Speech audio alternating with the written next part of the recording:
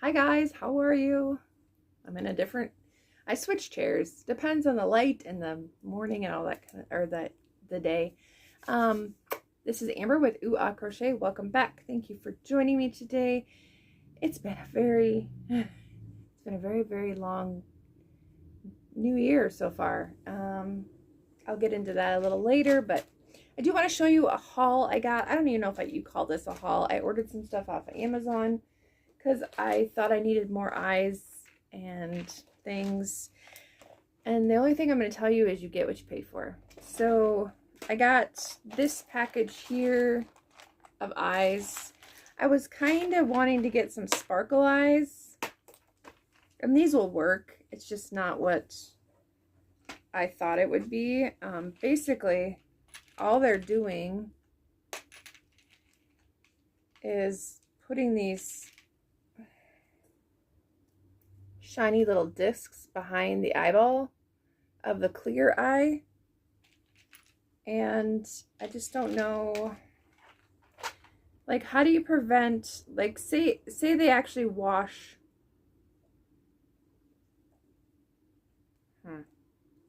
so say you wash your amigurumi, how do you prevent this little piece of paper, how does it prevent it from getting wet? Like, is that really gonna stop it from getting wet? And the other thing is, when I get these eyes, they all seem to have like that little plastic ding on them, and that's kind of irritating too. If you guys have a better, I mean, I'm just ordering off of Amazon. I was just trying to get a, whatever deal, but they're not all like that, but some of these eyes have scratches, but there's noses in here, which I'm sure going to use, and I was out of the smaller sizes in the eyeballs, so I'll use them. It's just not, you get what you paid for. So the other thing you get what you paid for is these. I actually emailed or messaged Terry with Yarn Joy Podcast and Bonnie, Strawberry Bonnie Crochet, and I'm like, what are those eyes that look like U's, And apparently they're finger puppets, which I didn't know that either. They're finger puppets. That's apparently what they're supposed to be for. They're like supposed to be kids' little finger puppets. So they've got like the googly eyes and the inside, so they move.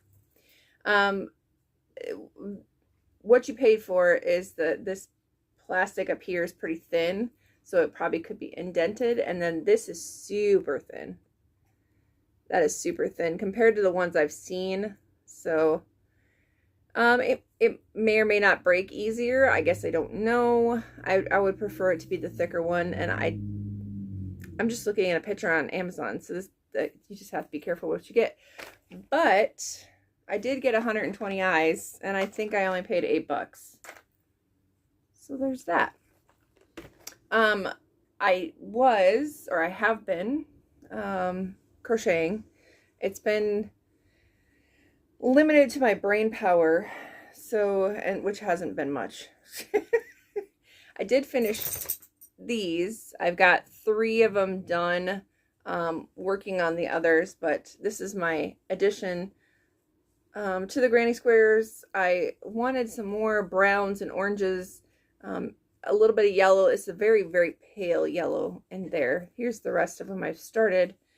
I'll get those done, finish that colorway off. And then I had this really pretty, I'm guessing it's vintage. I always say that, vintage. It's anything older than 20 years is vintage. It is a Skylark 4-ply Columbia Minerva. I don't know, I don't think you can see that, but 55% Kreslin and 40% nylon acrylic fibers. Trademark is what it says. The colorway is Sparkling Flame. Made and printed in the United States. Looks like LA. Allergen free, 3.5 ounces.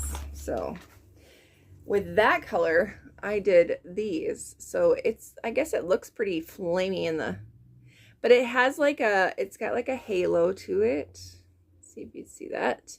And it's almost like a I don't know, like a not a sparkle, but it's got like, there you go, right there. You can kind of see it. It's got that little bit. So I used a brown, and then this color. I got 3 of those done.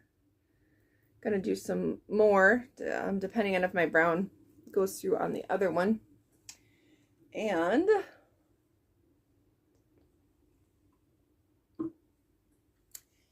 so for those of you that haven't figured out where I've been, is I've been up helping my mom and dad in the hospital.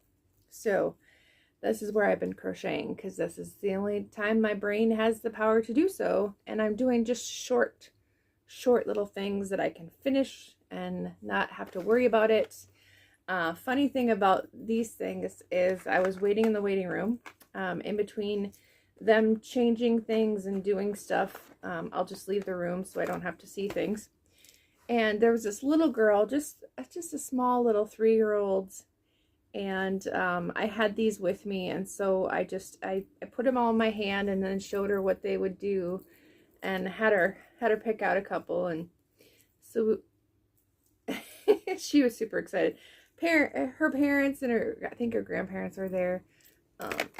Sounded like great grandmother was in the hospital or something. But while I was there, I decided because I didn't have a needle with me to weave in the ends. I had some other things done I thought about giving her, because almost everything I make goes to a kid, and that's for the Garfield make along, and all the other stuff I make is like toys and things for my kids. So I made her this little guy, except for in this pink yarn. And so it's like a little, like either a flat snail or whatever, a little creature. This one I'm going to add, I added a bottom to, and I'm going to stuff him. The one I gave her, I just added a string on the top so she could carry it around on her finger. But something like that. So what I did is I did 6, 12, 18. But the first round, and I don't know why it's doing this, or if I just it just happens to be doing it. But the first round I did the 6, and I slip stitched, did chain 1, and then I went around. But then I went around in the circle after that, and it happens to be flat on top and not pointy, which I generally have a problem with it being pointy on top. But this is like flattening itself out, and I didn't do anything other than that slip stitch for that very first round. And then I have been going in the round ever since. So I think I did like 4 rows, maybe 5, and then added the eyes. So I did 3 stitches for each eye. So there's 3, 6, 9 to attach the eyes. And then I went around again. I think, so then I did a stitch in all of these going around. And then the next round I did the little flare out. So I just did 3 single crochets, slip stitch, 3 single crochets, slip stitched. And it worked out for the number wise.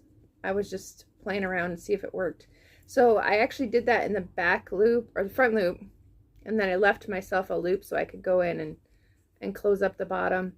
You do see the little crossover, but with here's my crossover from, you see it on the bottom, I guess, more so. But, I mean, you're not having to sew on extra pieces that way. I'm sure there's other ways you could do it too. You could leave it open and he could just be a little character, but I think he's cute. So there's the first one. I was so tickled with these eyes, and Mom just keeps laughing every time I make one. I think if I made one in red, this would look just like Elmo. So there's that. None of my ends are woven in. I just been my time. This one actually has 13 legs. If I would have planned it out right, it would have had 8, but he's officially just a monster. He's just a thing.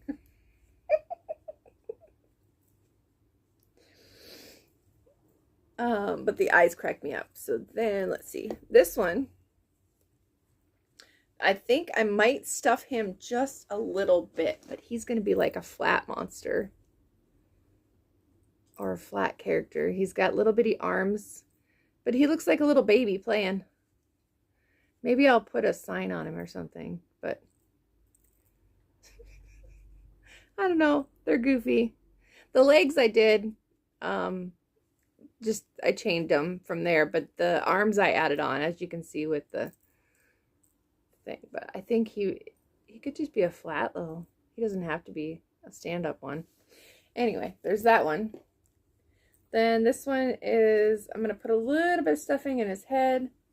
But I don't know. I could leave them open too, so they could put it on their finger if they wanted. A little worm. You guys can let me know down below, but they're so crazy. And then all these other ones are basically after Yip Yips. That's kind of what I fashioned them after. Again, they're not woven in. The ends are still sitting out there, but here's the first one. And this one I left open so you can put it on their finger. And I'm going to cut these and make sure they're all tight. I haven't got that far yet. This one's your traditional Yip Yip. This one you could actually put something in, like a chapstick or whatever. You've got that open area there. And if you don't know what a Yip Yip is, it's from Sesame Street. And if you look on my channel, one of my most viewed videos, even now, is the Yip Yips and how to make it in Plarn. And I don't know if Beth still watches, but Beth sent me a whole bunch of blue plastic bags. And for those of you that don't know what Plarn is, you take a plastic bag and you cut it into strips, and then you tie the strips together and you make your yarn ball that way and crochet with that. And there's so many things you can do with that. I know a lot of you don't have plastic bags, but in South Dakota we still do. Here is another. Sometimes the eye bulbs get crooked and I don't know how to fix that, but this one is also open on the bottom, and I did this with longer strings, and I actually came up on the side of this one and went higher and left the bottom lower, so they could have like a whole Yip Yip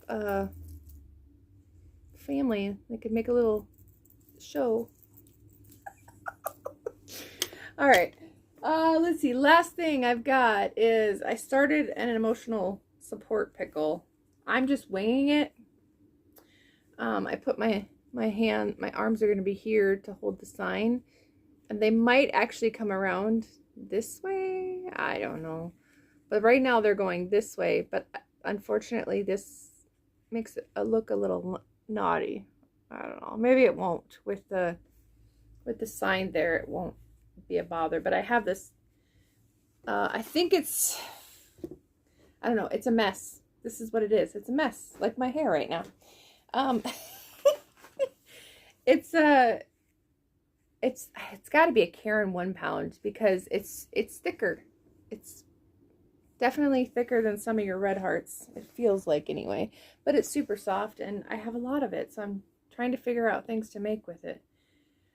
But that's all I've got for you today. I am going to do my Fitness Friday video. Hopefully I'll get that recorded later tonight and get that out for tomorrow morning during the day, maybe. Kids are off tomorrow. I still plan on going back up to the hospital. Looks like through the weekend for sure, and don't know after that. So again, for those of you that don't know, my dad was diagnosed last year, right about this time, with liver cirrhosis. We had no clue. It's non-alcoholic liver cirrhosis, so it's from fatty liver. And again, there's no signs of it. If you're not looking for the signs, it usually is just one of those things that sneaks up on you. But he is in stage 4 and very weak, and they're finding more things as they look at him, which is, it's one day after another. But apparently somewhere along the line he broke his back, and the L4, L5, and then he broke it again. So somewhere down the line he had broken it, and then just recently, which is probably 2 weeks ago when he started going downhill again, he broke it again in that spot.